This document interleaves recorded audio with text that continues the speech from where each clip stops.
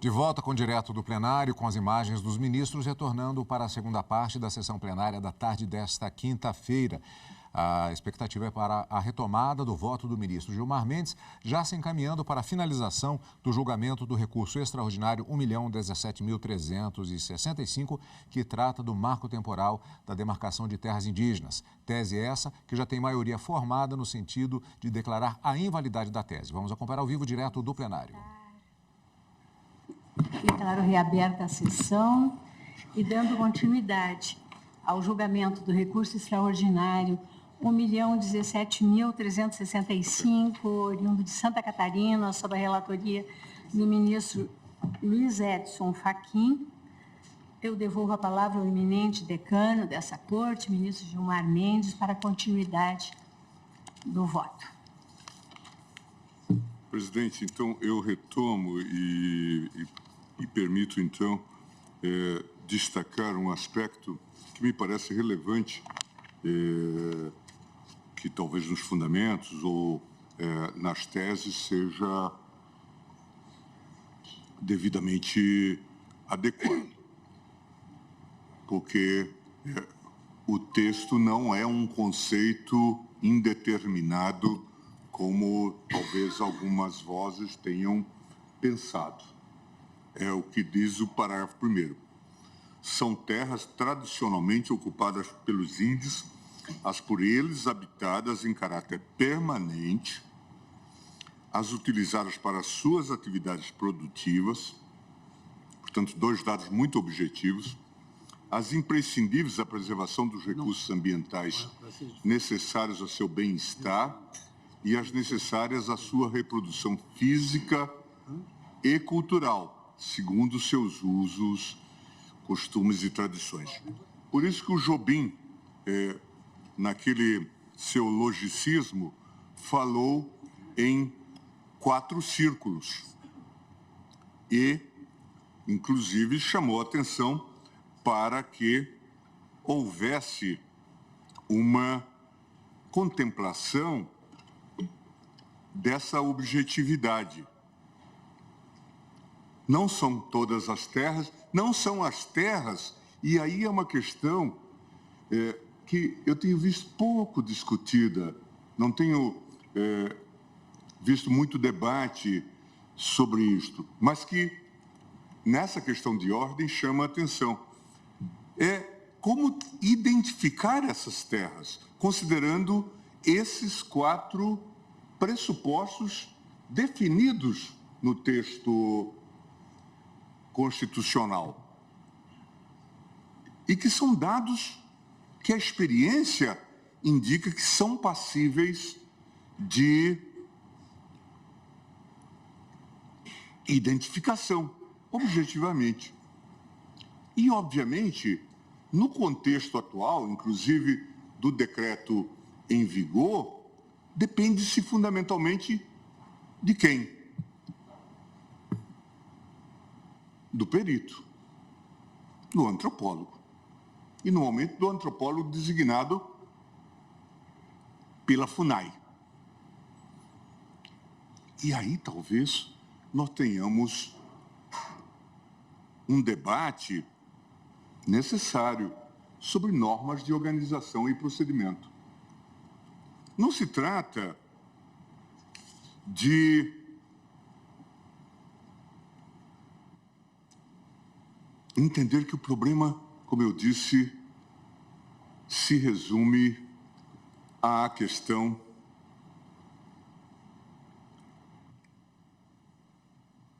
do marco temporal. Isso foi um critério objetivo naquele contexto básico. E é uma mentira inocente em relação ao marco temporal. Ou talvez 2. Uma era de que ele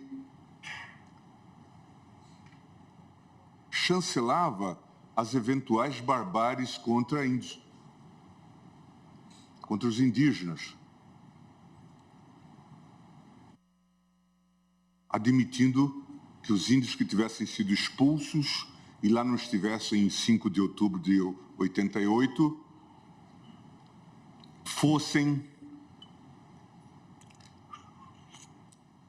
não fossem considerados. Ao contrário, aqui se previu expressamente essa possibilidade.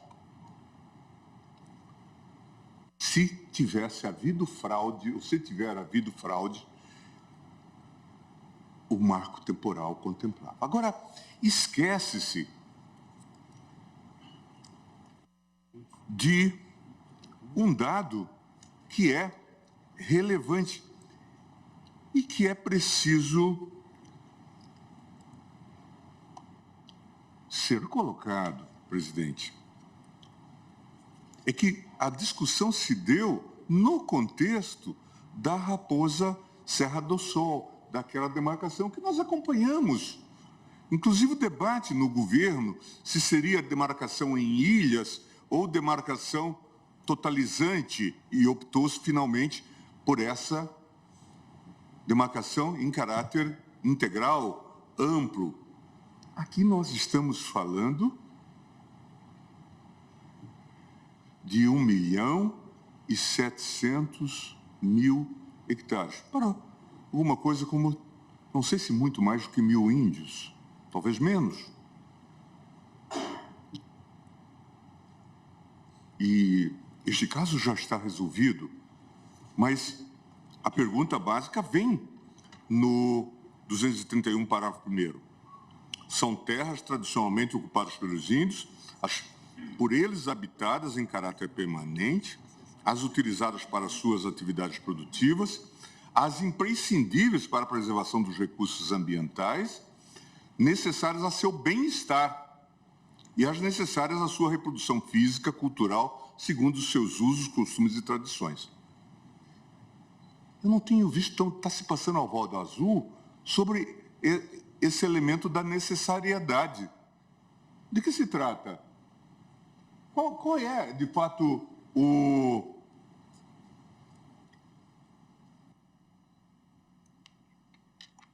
território de que os índios necessitam, considerando a expressa disposição do texto A, necessita de todo o território. Tudo que a vista alcançar. Bom, não é o que está no texto constitucional. Aí é uma outra leitura.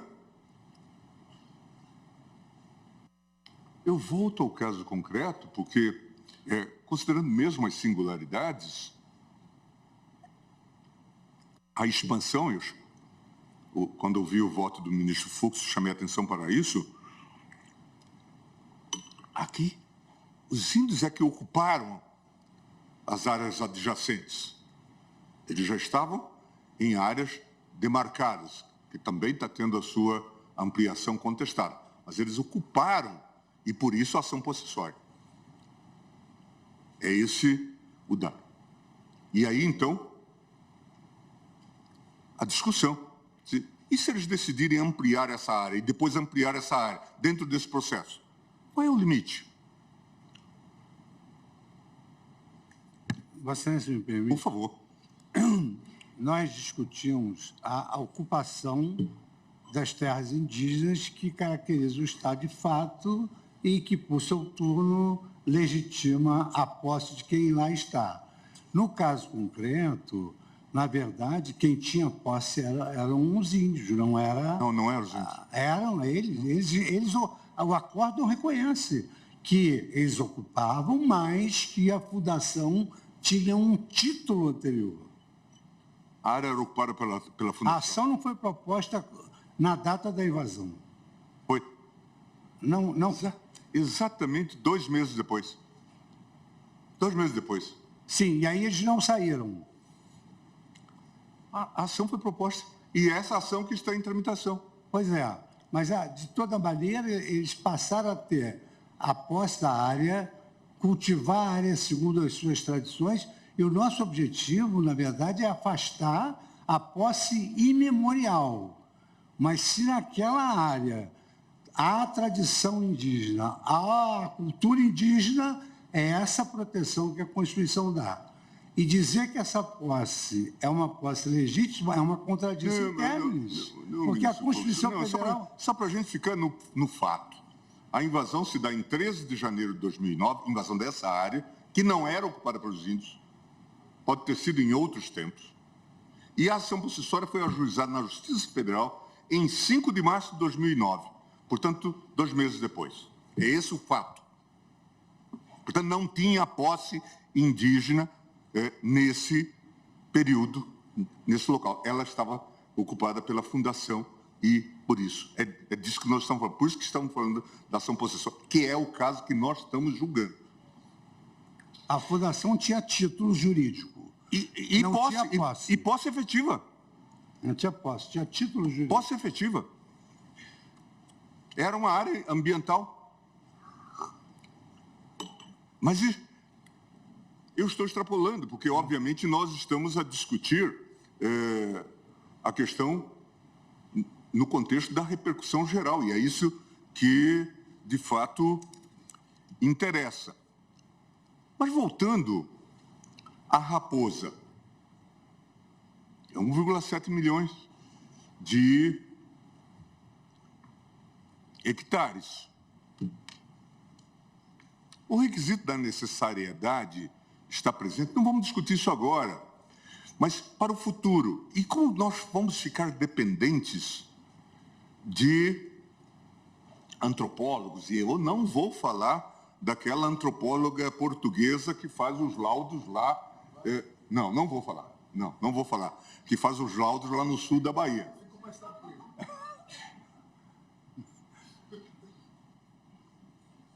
Mas é óbvio que essa tarefa precisa ser feita com critérios. E os critérios estão aqui, na Constituição. E foram já esgrimidos e delineados nessa questão de ordem que o Jobim traz de maneira muito clara. Não basta um laudo antropológico nesse contexto. É isso que precisa ser olhado. E veja,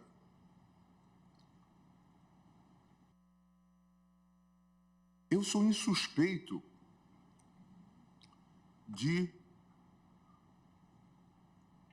desamor por essa causa. Mas é preciso que nós sejamos razoáveis nessa harmonização. Eu até sei, até acho, com uma certa dose de experiência política, eu também, se fosse diretor de ONG,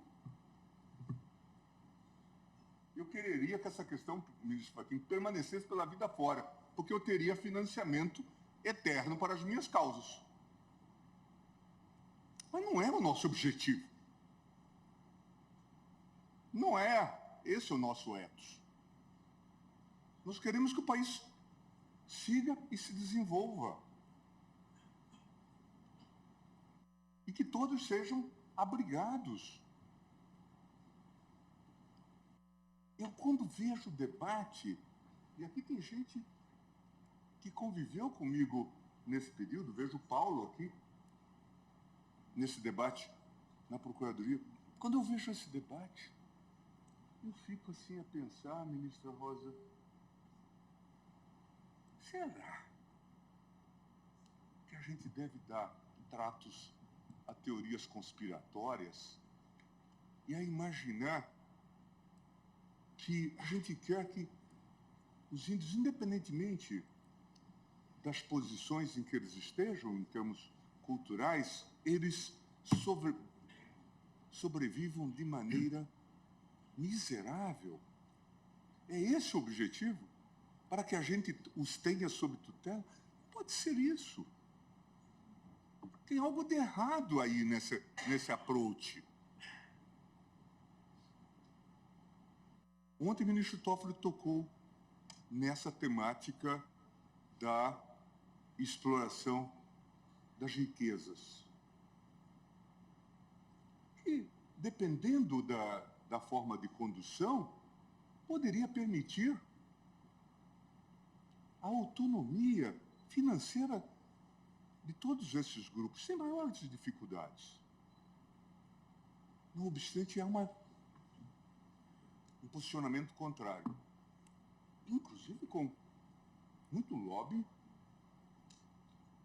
de instituições estrangeiras. Eu fico olhando e fico vendo. Nós tivemos um debate aqui, não faz muito tempo, sobre a questão do fundo ambiental, aquele financiado pela Noruega. Todo mundo sabe hoje que a Noruega é rica porque explora petróleo no Mar do Norte. Se fosse no nosso caso, talvez nós estivéssemos proibidos. Não poderíamos estar explorando petróleo, porque, de alguma forma, podemos afetar o meio ambiente. Este norte todo do Brasil tem imensas dificuldades, pobreza imensa. Tudo que se publica sobre a população ribeirinha. E aí se pensa, vamos fazer uma exploração que talvez já voltada para o êxito, nessa distante foz do Amazônia, que pode libertar estados como o Amazonas ou o Amapá. E se diz, não, mas isso é um perigo. Ontem se falou do potássio, que se tornou ouro nesse momento da guerra. E se diz também não pode. E a demarcação próxima da área indígena vai envolver essas minas de potássio de Audácia. Alguma coisa a gente precisa saber sobre isso. E entender. Será que é de fato só imaginação? Ou há algo de utilização indevida dessas comunidades? Afins que eles mesmos não sabem. Isso precisa ser dito. Precisa ser dito por quem, obviamente, vai tomar café de manhã e à noite vai tomar seu vinho e a vida continua. Não vai disputar concurso de Miss Simpatia.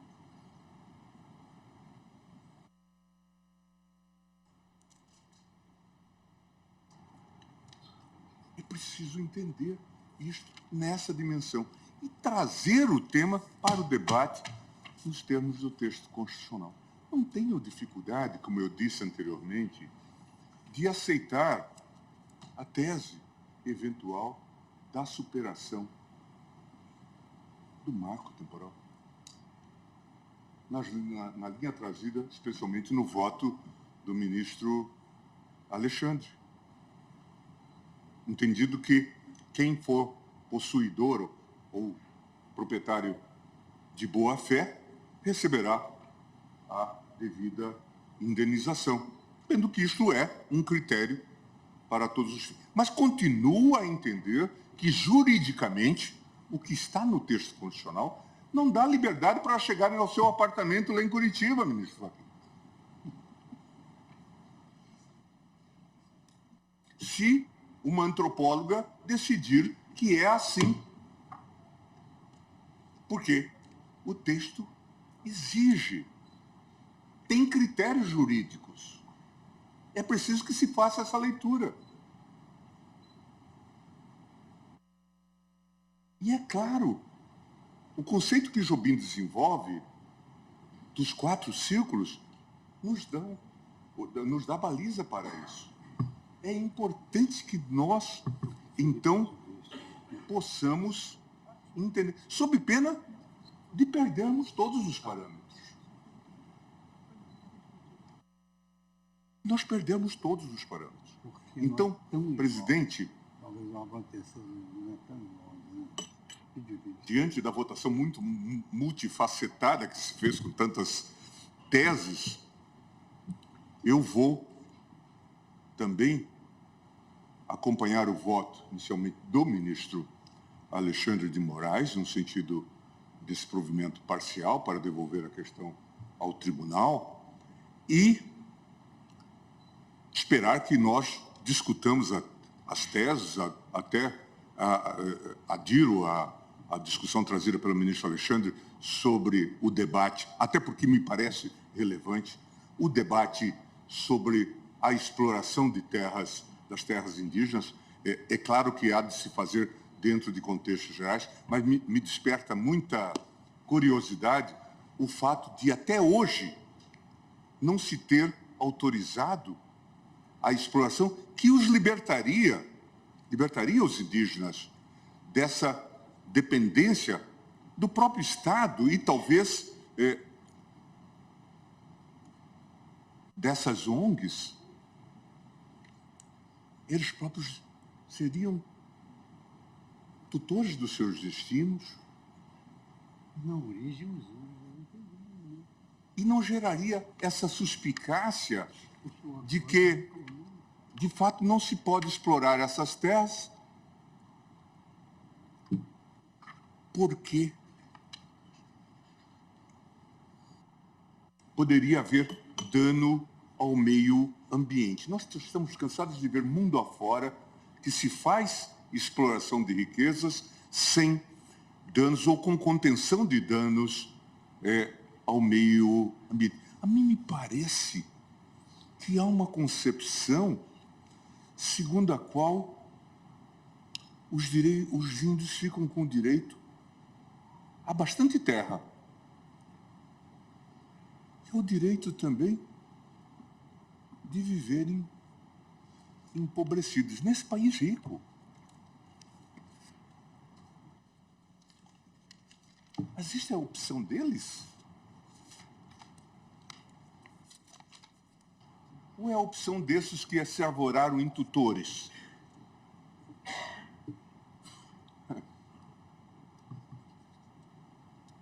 Em Cuiabá, na minha época de infância, havia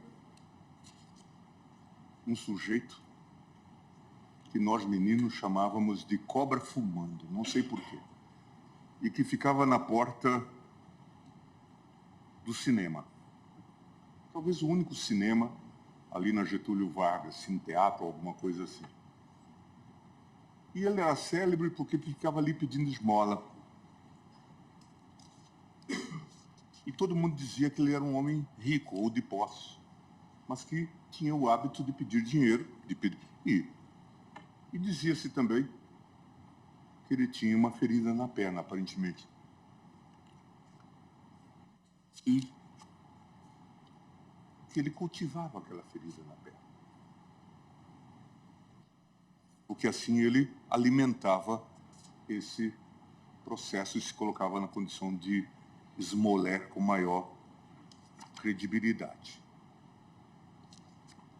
Eu preciso pensar um pouco nisso, porque de vez em quando a gente fica pensando, Deus nos livre dos nossos protetores. Porque, de fato, parece que eles cultivam essas doenças. De modo que me parece fundamental que nós discutamos, e eu acho que, independentemente do resultado desse julgamento, presidente, independentemente do resultado desse julgamento, nós conseguimos furar essa bolsa. Trouxemos uma série de questões e amanhã já não será como hoje. Nós vamos estar muito mais informados sobre tudo o que ocorre nesse universo. E não vamos estar embaídos numa concepção protecionista naif, que muitas vezes interessa mais aos protetores do que aos protegidos. É preciso que a gente esteja atentos a isso, mas eu subscrevo o voto do ministro Alexandre e entendo que o tribunal deve aprofundar nessa questão das teses no interesse da proteção das terras indígenas, né, no interesse da proteção do desenvolvimento brasileiro. Como voto. Agradeço ao ministro Gilmar. Eu só gostaria, ministro Gilmar, um pequeno aspecto que, se Vossa Excelência puder esclarecer. Eu havia compreendido que o ministro Alexandre, ao apreciar o recurso extraordinário, dava provimento ao recurso acompanhando o relator. E o provimento do eminente relator é no sentido de julgar improcedentes os pedidos deduzidos. Quem trouxe a devolução dos autos à origem, assim, num primeiro momento, sujeito a debate, foi o ministro Dias Toffoli. Foi só o ministro Dias Toffoli. E o ministro Dias Toffoli até pediu que eu sequer registrasse esse... Mas Vossa Excelência acompanha, então, o ministro Dias Toffoli. Certo. Ficou abandonado, ministro Alexandre. Mas a tese é minha, não é? Senão, nunca mais ouço a história da Portuguesa.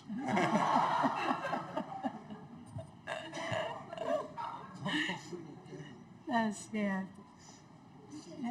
Cabe-me votar, mas esse tema já está, né, a rigor, extremamente bem enfrentado nos votos de todos os eminentes ministros, ministra Carmen Lúcia, né, todos refletindo posições, às vezes com pequenas nuances, mas numa linha do provimento. Todos, com exceção do eminente ministro Nunes Marques, todos votaram no sentido do provimento, do recurso extraordinário. Essas pequenas nuances e as maiores, não digo maiores dissonâncias, mas as dissonâncias que ocorreram dizem com as teses que foram apresentadas. O tema é de uma enorme sensibilidade. Eu, a rigor, não vou fazer leitura integral de voto, farei apenas algumas reflexões, porque, inclusive, queremos que o debate da tese se faça já com a nossa composição completa na próxima semana. Temos também uma CO que versa sobre uma mesma realidade, onde também já começou o julgamento e houve pedido de vista do ministro Gilmar Mendes. Então, ou fixamos a tese integral aqui, ou, eventualmente, a tese apenas sobre o marco temporal neste processo, mas isso deixo para que enfrentemos na próxima quarta-feira. Eu, no meu voto, ministro Fachin, eu tenho eu encontrei uma preliminar de não conhecimento do recurso extraordinário que foi arguida em contrarrazões ao argumento da necessidade de revolvimento de fatos e provas. Essa preliminar foi arguida pelo Instituto do Meio Ambiente de Santa Catarina, o IMA, que é a nova denominação do Fátima. Eu entendo que Vossa Excelência enfrentou, nós só não fizemos o registro no... Eu creio até, senhora presidente, se Vossa Excelência me permitir, que isso foi repisado na sustentação oral em algum momento, e eu afastei a preliminar. De qualquer sorte, isso se projeta para o dispositivo da finalidade do provimento, porque se entendermos que julgar aqui, desde logo, a ação possessória implicaria em revolvimento de fatos, o provimento do recurso seria para remeter ao tribunal reapreciar a matéria. Se entendermos que não há, porque há uma portaria que declara a área como indígena, que, portanto, é possível o julgamento desde logo, na repercussão do provimento, o afastamento dessa preliminar permite, desde logo, que se repute improcedente a reintegração. Portanto, Vossa Excelência feriu um ponto importante de uma preliminar afastada. Eu estou acompanhando Vossa Excelência na rejeição. Não há necessidade de data máxima VN. Aliás, não vi qualquer dos ministros, é só porque, como no meu voto, eu faço esse enfrentamento, até fui conferir, seguramente, o que tínhamos na certidão de julgamento, onde nada constava com relação à preliminar. Mas eu também acompanho Vossa Excelência no sentido da rejeição dessa preliminar, entendendo que não há necessidade de envolvimento de fatos e provas. E aí, na linha do que já foi tantas vezes repisado aqui, eu volto ao artigo 231, caput da nossa Constituição da República, que reconhece aos povos indígenas sua organização social, costumes, línguas, crenças e tradições, bem como os direitos originários sobre as terras que tradicionalmente ocupam, competindo à União, está lá no texto constitucional, demarcá-las e proteger e fazer respeitar todos os seus bens, os bens dos povos indígenas. Sigo dizendo que a Constituição de 1988, que é a nossa Constituição cidadã, reconhece o especial relacionamento sociocultural com a terra, característico dos povos nativos do território brasileiro, e que essas terras tradicionalmente ocupadas pelos povos indígenas, como há pouco muito bem destacou o nosso eminente ministro Gilmar Mendes, elas são qualificadas na dicção do artigo 231, mas agora no seu parágrafo 1º, como as terras habitadas pelos indígenas em caráter permanente, as utilizadas para suas atividades produtivas, as imprescindíveis à preservação dos recursos ambientais necessários ao seu bem-estar e as necessárias à sua reprodução física e cultural, segundo seus usos, costumes e tradições. E digo ainda que, ao delimitar dessa forma o conjunto das terras tradicionalmente ocupada pelos indígenas, este artigo 231, parágrafo 1º da nossa lei fundamental, adota um critério que pode ser considerado finalístico ou prático, de modo a compreender as terras destinadas à habitação em caráter permanente, as destinadas à utilização em atividades produtivas, as imprescindíveis à preservação dos recursos ambientais necessários ao bem-estar das comunidades e as necessárias à reprodução física e cultural, segundo justamente os usos, costumes e tradições dos povos indígenas, exigindo, destacou o ministro Gilmar Mendes, um juízo de necessidade e até um juízo antropológico com relação a esse aspecto. E o ministro Gilmar também lembrou com a total adequação os círculos concêntricos, a que alude o nosso ministro de sempre, Nelson Jobim, sempre com essa relação de pertinência entre o círculo posterior, exigindo uma resposta positiva ao juízo anterior, né? Enfim, uma coisa, para mim, é absolutamente certa. A conclusão é de que as terras tradicionalmente ocupadas por indígenas, segundo a Constituição, guardam pertinência com as formas tradicionais de ocupação, e não com posse memorial. E, com relação a isso, não vejo qualquer discrepância. Houve uma compreensão uníssona da Corte. Presidente, Pois se não. me permite só falar rapidamente, é porque Sem a eu menor dúvida. procurei... Fique à vontade, ministro Eu procurei Fux. votar de forma mais séria, porque já tínhamos um número bastante suficiente. Mas o ministro Gilmar tem dados mais específicos. Eu perguntaria a você o seguinte: essa doação que foi feita a essa entidade, ela é anterior ou posterior à Constituição Federal? É tudo anterior. Inclusive os títulos são dos anos 50. Não, eu digo a doação que gerou com que a Fundação legitimasse a de causa para propor ação. É uma fundação de meio ambiente do Estado de Santa Catarina, que era proprietária da área. A proprietária não era uma madeireira que posteriormente... Não, tem uma área de meio ambiente e tem um instituto de meio ambiente que operava nesta área. É uma reserva. É o procurador do Estado de Santa Catarina que quer dar um esclarecimento fático, questão de fato. Senhor presidente, o senhor me permite só um minutinho. Eu ia questionar Vossa Excelência se Vossa Excelência ia admitir. Claro, sem dúvida, mas apenas para mencionar que a reserva de Sassafrás originalmente foi criada em 1977. 1977. E o procurador que está aí na tribuna está a confirmar. Essa reserva é de 77. A informação que tem nos autos é que ela restou sendo agregada a uma outra área em 1992.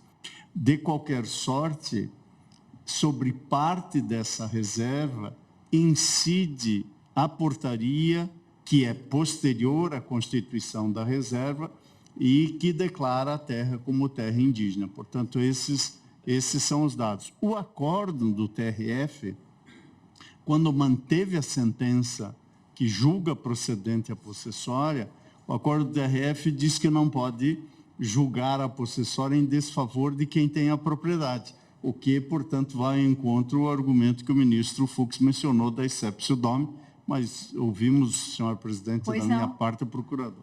Então, perfeitamente. O ministro está corretíssimo, exatamente. A reserva do Sassafrás é um parque estadual, uma reserva ecológica e que foi instituída por decreto estadual em 1977. 77. Uma questão que também o ministro Gilmar está correto com relação aos fatos relativamente à invasão da terra, porque o parque ele é cercado e essa cerca foi derrubada, o que originou posteriormente, em 2009, né, 2 meses depois, o ajuizamento da ação possessória. E o Estado, apesar de o TRF ter cometido esse deslize, no caso sobre a propriedade, dizendo que não poderia, o fato é que o Estado sempre teve a posse de toda essa área. Nunca o Estado deixou de exercer a posse, o cuidado, inclusive, né, antes pela Fundação do Meio Ambiente. Do parque, antes pela Fátima, que posteriormente, mais recentemente, se transformou no IMA. A rigor, se sua Vossa Excelência Pois me não. permite, Pois se o não. senhor procurador já concluiu o esclarecimento, sempre Pois não. oportuna a participação, é uma reserva biológica. A natureza jurídica é uma reserva biológica, não é exatamente um parque. E, aliás, é de observar a prudência exemplar com a qual se ouve o constituinte estadual do Estado de Santa Catarina,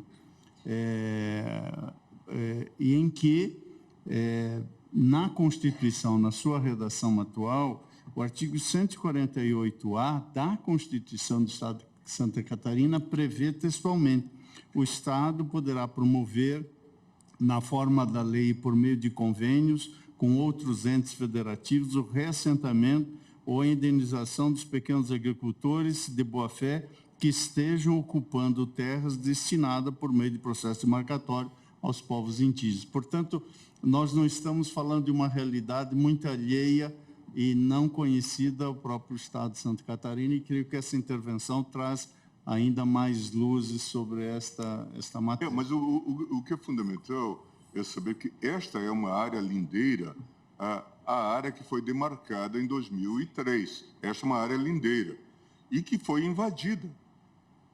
E isso está no acórdão do TRF. O debate sobre as outras áreas e os proprietários, ali são 400 proprietários na ACO, alguma coisa como... Né? E aí sim ganha relevo a tese trazida pelo ministro Alexandre de Moraes sobre a necessidade e possibilidade de indenização, porque é uma questão extremamente sensível. Nós estamos falando de um Estado pequeno, base territorial pequena e normalmente marcado por pequenas propriedades. Mesmo na lista que eu tinha trazido aqui, onde tem as madeireiras, a maior área é de 2.491 hectares, mas várias propriedades de 55 hectares, de 340 hectares, portanto, isso nesta área que foi invadida. Mas, no contexto mais amplo, onde estão as propriedades em grande número e que estão cobertas pela portaria de 2003, aí sim nós temos que fazer esse encaminhamento e resolver essa questão. Na verdade, se me permite, ministro Gilmar, tudo isso diz muito mais com a CO do que com o recurso extraordinário, porque aqui, tanto é que quando eu fui procurada pelo governador de Santa Catarina, né, inclusive convidei os povos indígenas para que nós sentássemos à mesa da negociação, o ministro Fachin também, né, oportunizou esse debate. Havia um interesse, sim, em solucionar o caso concreto. O que impediu foi justamente a questão do marco temporal, porque senão haveria condições, sim, de nós, tenho certeza, até porque como o ministro Fachin acabou de lembrar, a Constituição de Santa Catarina, que abrindo brecha para que, né, se solucione o caso concreto. De qualquer maneira, ali o entrave à conciliação foi a questão do marco temporal, que é o que nós estamos basicamente aqui debatendo. Alguns até dizem que a marcação do julgamento é que foi o entrave para a conciliação, porque, de fato, havia esse ânimo, tanto de parte do governo do Estado, cheguei a receber o governador Jorginho de Mello, como também o advogado-geral da União, doutor Messias, também se engajou nesta perspectiva. Porque, de fato, o Brasil real aqui se encontra. De um lado, pequenos agricultores e, de outro, indígenas que vindicam áreas tentando ter o seu espaço vital. Então, é essa discussão que precisa ser arbitrada e é o que nós estamos tentando fazer aqui.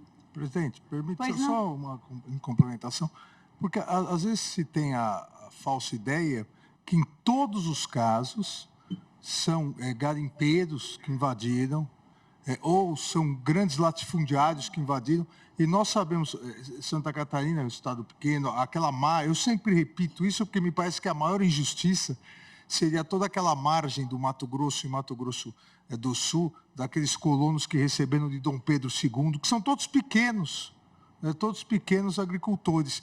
Então, a necessidade realmente para consertar uma injustiça e uma inconstitucionalidade, que é o não respeito ao direito dos indígenas, nós também não podemos perpetuar uma outra injustiça muito grande. E acho que é possível, a partir dos debates aqui conduzidos por Vossa Excelência, nós chegarmos a uma solução. Presidente, Vossa Excelência, me permite, eu sei que nós estamos cometendo a descortesia de travar um debate no meio do voto de Vossa Excelência, mas apenas para repor um fato. A audiência pública que eu realizei na ACO, com a presença dos indígenas e dos agricultores, do Instituto do Meio Ambiente, do Estado de Santa Catarina, de representantes da FUNAI, do INCRE, da AGU, nós cogitamos expressamente a possibilidade de uma composição sobre direitos disponíveis e determinei a intimação desses órgãos. E, à época, não houve interesse. Marcado o julgamento, nasceu o interesse e, aliás, deve ser saudado. O interesse que há, e creio ser muito legítimo, por parte do governo do Estado, por parte da AGU, devem ser saudados e, quem sabe, poderão eventualmente prosseguir após esse julgamento. Era só isso que eu gostaria de salientar, presidente. Prossigo eu no meu voto, dizendo que, tal como redigido, o parágrafo 1º do artigo 231 da Constituição, de modo algum, a meu sentir, pretendeu identificar as terras tradicionalmente ocupadas mediante técnica de dedução a partir de definição conceitual. A técnica empregada, ao contrário, na minha visão, é a do raciocínio indutivo, levada a efeito mediante a enumeração de suas finalidades. O conteúdo do dispositivo denota, não obstante, que o alcance do vocábulo ocupação aqui, sem dúvida, transcende a tipificação conceitual da posse civil, ponto sobre o qual também não vi qualquer divergência nos votos dos colegas. Mas digo que evidencia também não se esgotar a posse tradicional na posse atual, tampouco se resumir à posse física.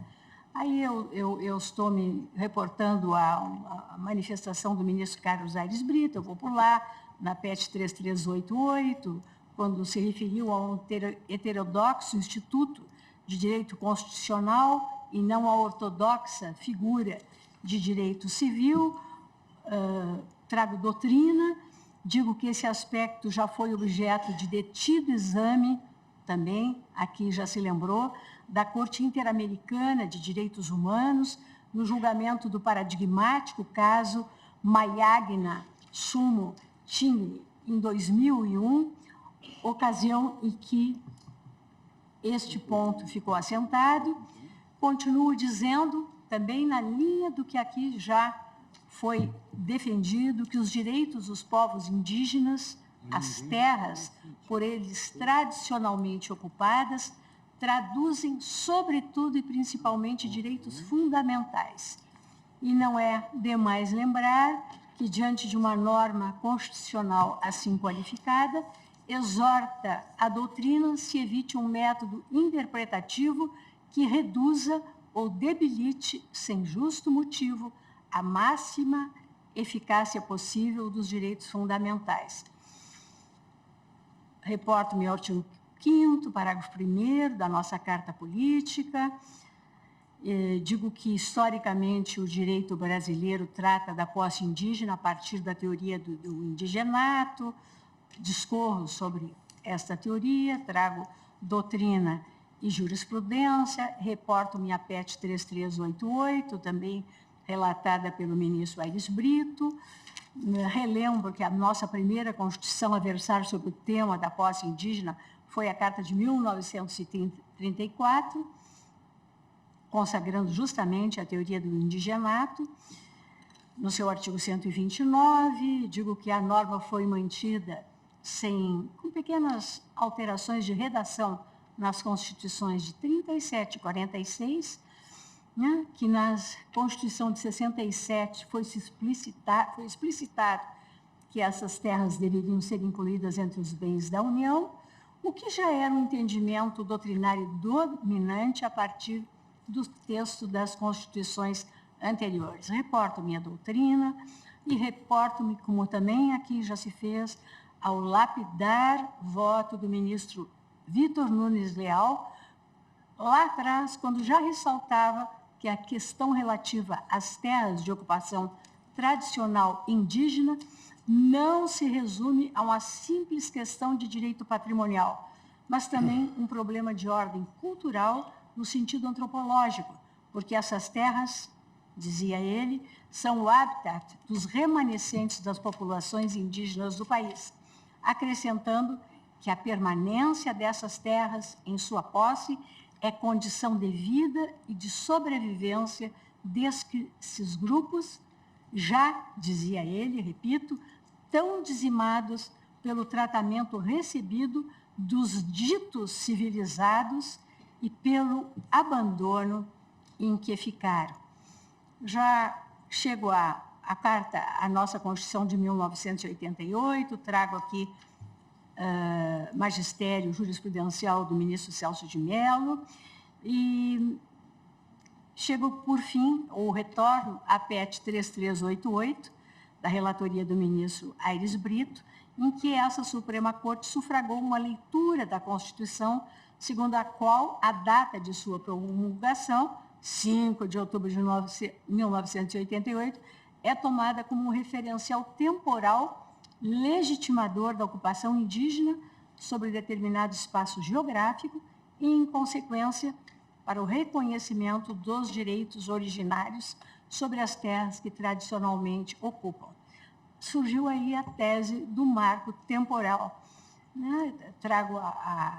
Transcrevo, inclusive, a ementa do famoso julgado da Raposa Serra do Sol e digo que, na verdade, também o ministro Gilmar aqui destacou que as especificidades daquele caso concreto, aquelas particularidades, levaram à adoção de um critério naquelas especiais circunstâncias, mas que, na minha visão, elas não traduzem o que diz a Constituição. Foi o julgamento possível, naquele momento, diante de uma situação fática. Presidente, só para deixar claro, pois não. Que, de fato, talvez um vetor, além de toda todas as circunstâncias que marcavam o caso, que havia impulsos, inclusive, de eventualmente fragmentar a demarcação. O próprio governo tinha visões diferentes, dependendo das lideranças do Ministério da Justiça, a propósito da dimensão ampla ou insular da demarcação.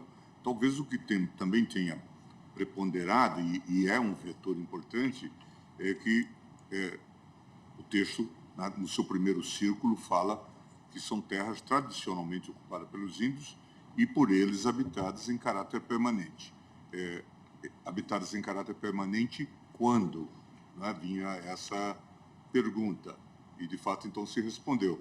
Certamente, o marco é algo próximo da vigência da Constituição de 88. Mas a época também, já insisti nisso, levou-se em conta exatamente a desocupação violenta, ou virulenta, ou fraudulenta. Então, é preciso levar isso em conta. E o problema continua, porque se daqui se salta para o conceito de posse imemorial, o Brasil como nós o conhecemos Mas isso desaparece. Todos já afastamos isso. Não, mas porque, de fato, é preciso dizer, porque quando nós discutimos Raposa Serra do Sol, havia a ideia de que precisava de licença para entrar lá, de que para passar um linhão numa área desta, precisava de licença. Quer dizer, como se, de fato, o Brasil tivesse perdido o direito de soberania sobre esses espaços. Veja, são questões que precisam ser explicitadas. É verdade. O meu voto, eu não trago nenhuma novidade, além de tudo que aqui já foi exposto. Eu vou poupar Vossas Excelências da leitura, até porque todos também temos um compromisso lá no outro tribunal, o ministro Nunes Marques, eu também, né, às 18h30.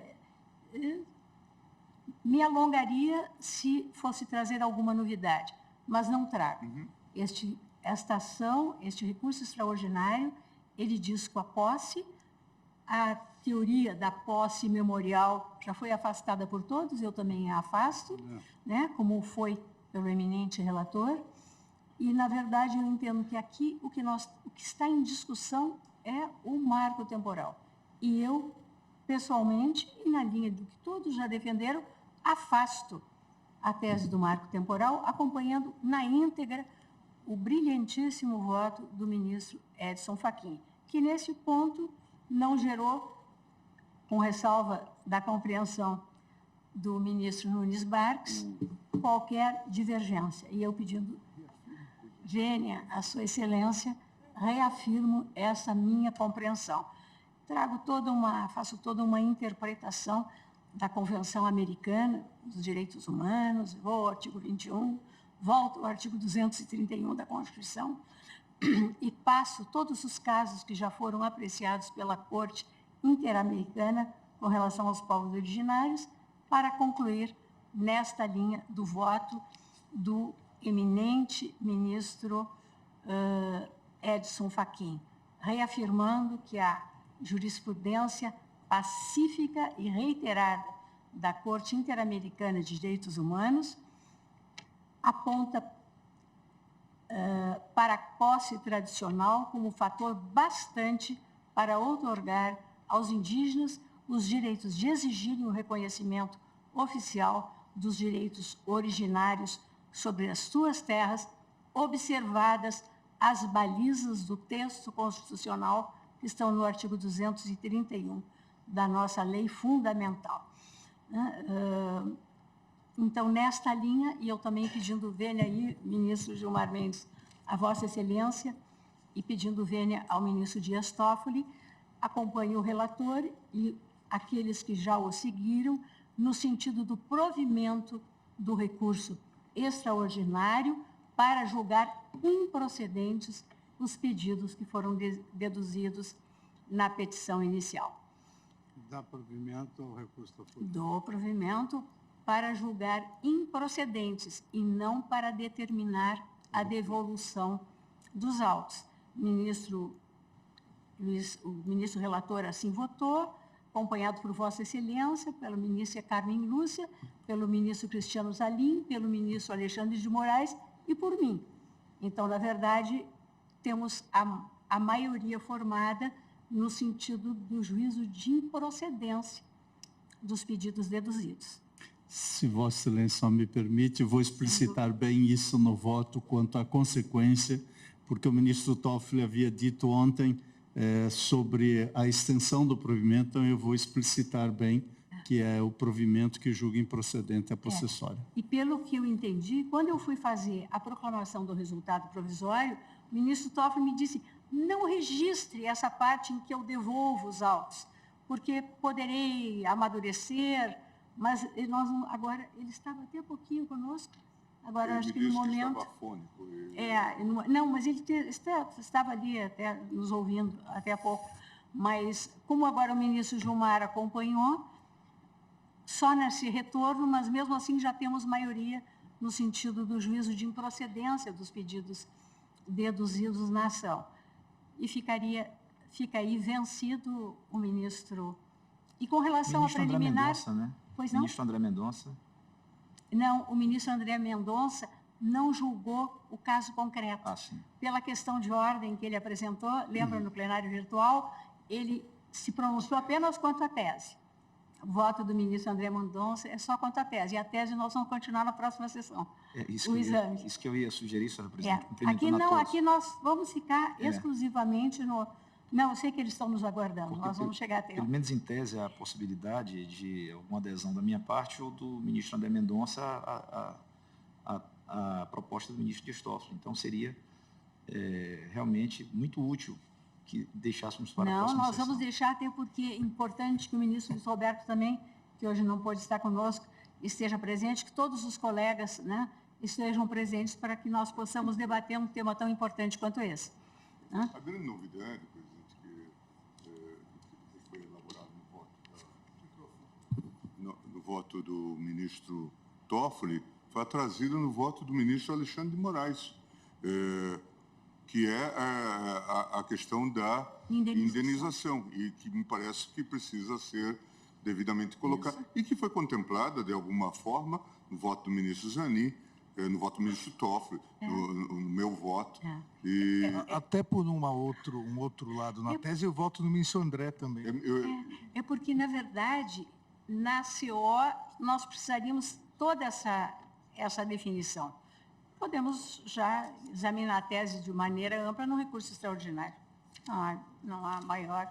E se for útil, senhora presidente e eminentes colegas, eu posso procurar sistematizar como relator e trazer essas questões, principiando com essa definição majoritária já tomada de rejeição do marco temporal, mas adentrando a essas questões. Porque a mim me parece, pelo menos, o móvel que me faz acompanhar a ideia da superação do marco temporal é exatamente a possibilidade de indenização.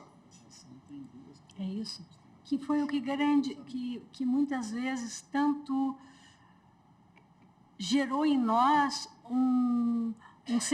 assim, quase uma perplexidade, justamente por vermos, de um lado, os povos indígenas e, de outro lado, aqueles agricultores que estiveram conosco, inclusive, em audiência aqui no tribunal, proprietários ali, titulares de umas pequenas terras, precisando e adquiridas de boa-fé. Sim. Na verdade, titularizadas de boa-fé. E muitas vezes assentados pelo Estado em operações fundiárias. Pela União também. Pela União. Pela União. Pela União e pelo Estado. Como já tinha ocorrido em Raposa. Isso, como já tinha ocorrido. Então, senhora presidente, só alguma explicação inicial que eu fui conferir para ver se o argumento que eu adjuntei aos demais teria sentido. Então, verifiquei que, desde a petição inicial, a parte postula a posse a título de domínio. E, em segundo lugar, há uma certidão, as folhas 13 e 14, que remete à data do registro dessa doação a 1992. Pois bem, então, no direito brasileiro só se adquire a propriedade pelo registro. Só os bens móveis é que se adquirem por mera tradição. Então, eu fui conferir esses En dados fait para de ver... meubles, possession, vos titres, né? É o que diz, em francês. Enfim. Eu não entendi a objeção, mas acho que... Não, eu, Não, na não, verdade, ele só foi não fiz verificar. objeção, não. Eu apenas esclareci o porquê que eu adjuntei o argumento da exceptio dominum, da exceção de domínio nesse caso. Porque, na verdade, a parte ingressou com uma ação possessória invocando seu título de domínio. Então, nesse particular, escolheu uma causa pretende errada, talvez até o procurador tenha mencionado isso passando na tribuna. Em segundo lugar, há uma certidão que ela instrui inicial, uma certidão de 1992, então, posterior à Constituição de 1988. Então, esse conjunto de fatos nos levou a trazer essa argumentação. E, por outro lado, nós afastamos, de toda maneira, a posse imemorial que vai nos deixando totalmente afastada. nas nossas cadeiras. É que a entidade é criada em 77. Essa área está... Mas, de qualquer maneira, a proclamação do resultado diz com caso concreto. Recurso extraordinário provido para julgar improcedentes os pedidos deduzidos na inicial. Decisão por maioria de votos, vencido o ministro Nunes Marques e, em parte, o ministro Dias Toffoli e o ministro Gilmar Mendes, que determinavam a devolução dos que davam provimento ao recurso extraordinário, mas devolviam os autos à origem para que, à luz de tese a ser explicitada, fosse apreciada a questão. Seria essa proclamação e a tese fica, então, para a próxima semana. Eu agradeço a presença de todos, desejo uma excelente noite, declaro encerrada a sessão. Presidente,